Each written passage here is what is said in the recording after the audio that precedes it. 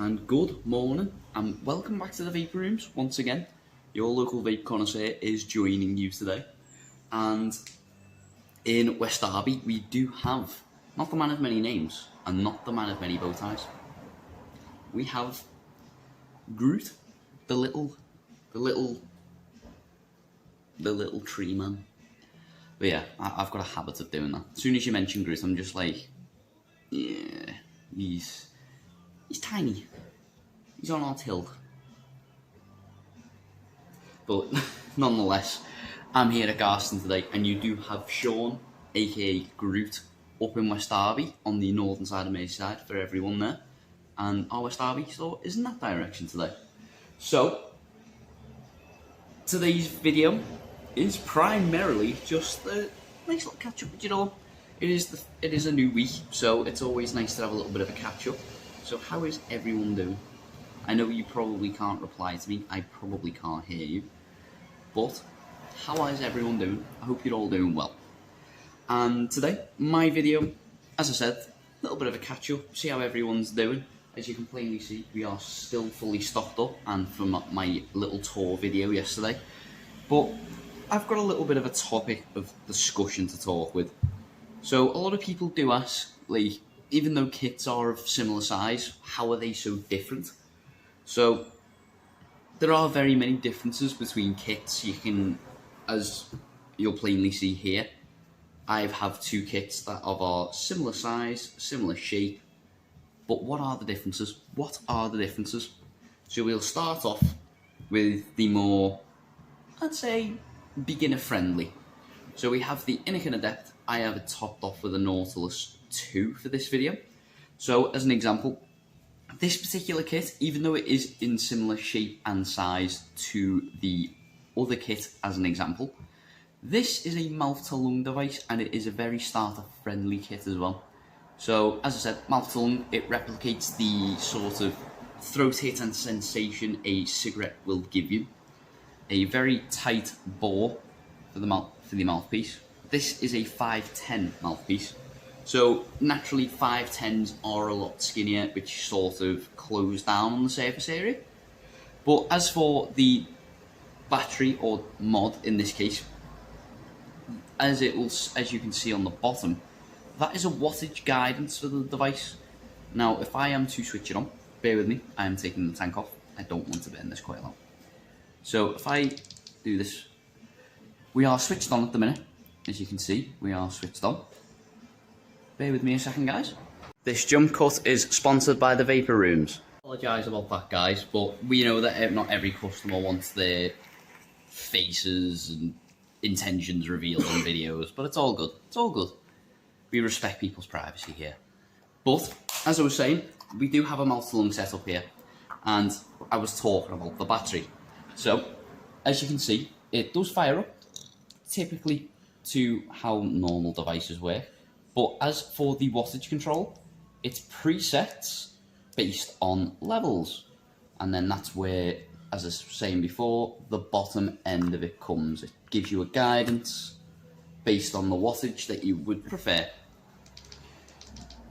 And then, as you've seen as well, the USB charging is at the bottom. But a lot of differences between them, even though they might look very similar in size and shape, so on and so forth. And then we do get into the other variation. Now that is an inbuilt battery, whereas this one is not. So if I take the back panel off this one, there we go. As you can see, this one does take what we call a 18650 battery. So once you plop that in there, you push that back and it powers up. And differences between tanks as well. So as you can see, mouth to lungs usually have a tendency to be quite profile. They do have very small, skinny mouthpieces, whereas sub-ohm tanks usually have big bore drip tips, what we call 810 drip tips. They have bigger coils as well. So as an example, that's the coil in our mouth to lung, and that's the coil in our sub-ohm. Quite a bit of a drastic size change, but that is pretty much it. As for the wattage controllable one here, I can't show you, it hasn't got a battery in it, but it does have touchscreen, USB for charging is on the inside of the back panel, which is there to keep it nice and sort of slimline. But fire button, as usual. There's no wattage control buttons on this one. As I said, it is touchscreen. But this one powers up to 17 watts, which is ideal for your mouth to lung setups. This powers up to 80 watts. And the terms are derived from, essentially, a mouth to lung is the sensation of when you draw it into you. You bring it into the mouth and then draw it to the lungs, so mouth to lung. Sub-ohm is essentially, most mouth to lung setups are above 1 ohm. So anything above 1 ohm is usually considered mouth to lung. But sub-ohm is basically anything below 1 ohm. So it starts getting into decimal numbers then. So as a prime example, this coil is a 0.18. So typical, your decimal numbers are considered sub-numbers. So, and obviously we're working with ohms, so sub-ohm. Well, that is pretty much my video today, guys. It was just to sort of give you a little bit of a catch-up. Ooh, Magic Monday does mean stock day as well. So we are getting some new additions and some retaining classics as well. But that is pretty much it for today's video. And it was literally just to let you know, we are open. We are in a fresh week. You have my lovely face in today.